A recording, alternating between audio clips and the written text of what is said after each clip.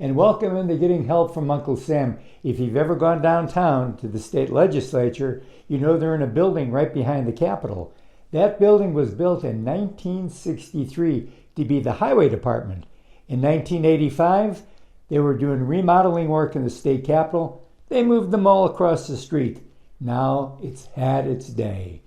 Othni Latham's here, and you are the director of the Legal Services Agency. So basically, that's your day job. That's right. That's a day job where you make sure that any laws that are going to be proposed by either the House or the Senate, you make sure all the I's are dotted and T's are crossed. That's right. That's right. We do all the professional servicing for the legislature. So we draft the bills, the amendments, prepare the budgets, all that sort of stuff. So interesting time every spring. It can be. Well, then, spring was over, and then bingo, somebody said, Othni, you have something else we need you to do. We've got this new building we're going to build. We need somebody to oversee it. You became the guy. That's right. That's right.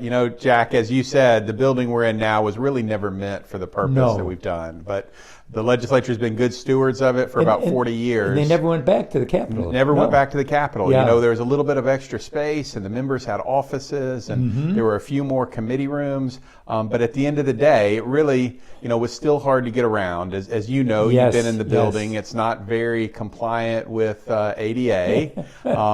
We have committee rooms where major issues get debated that only hold, 25 to 50 members of the public. And so unfortunately, a lot of times people come to Montgomery to try and have a view or get their voice heard, and they're not able to get in the room, so to speak. And so it was really time to do something different, and we are. So we're really excited and plan to be in our new building for the organizational session in January. Great.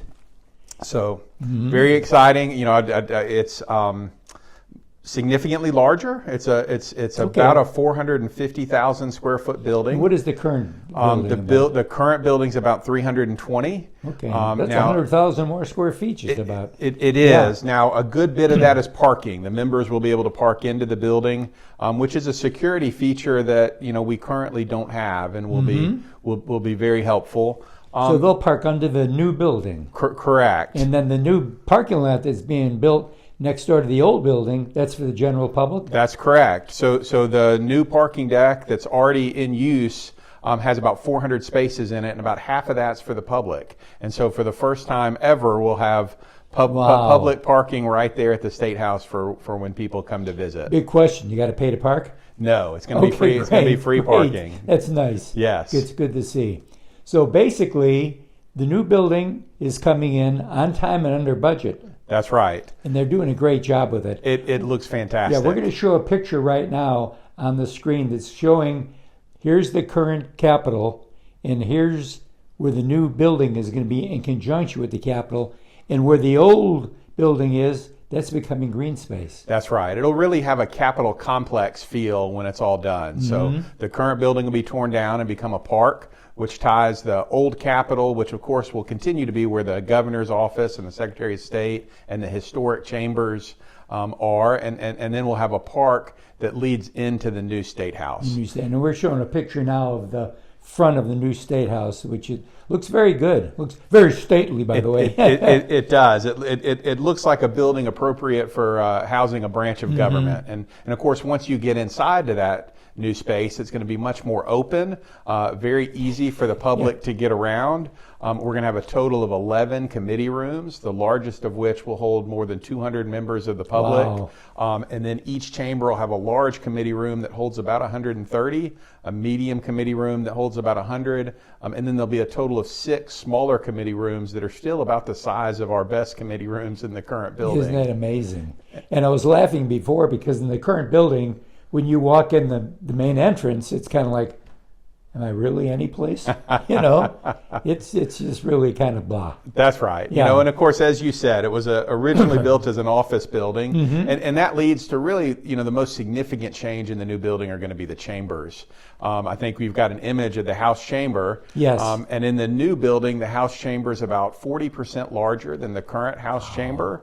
And it won't have those 2 columns in the middle of the chamber space blocking about 40% of the members' views of the speaker, and we're adding gallery space for both chambers, so more members of the public will be able to kind of be in that space and watch the action, so to speak, from the gallery than are able to do in the current building as well. So you're about doubling the space of the gallery, are you not? Roughly, yes, sir. Yeah, because right now it is kind of tight.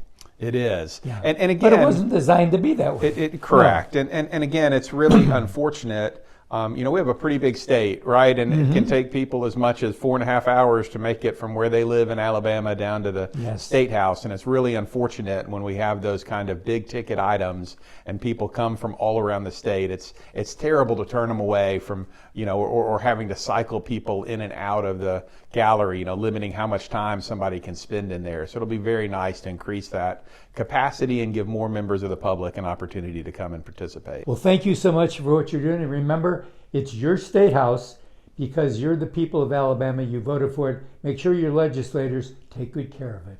We'll be right back right after this.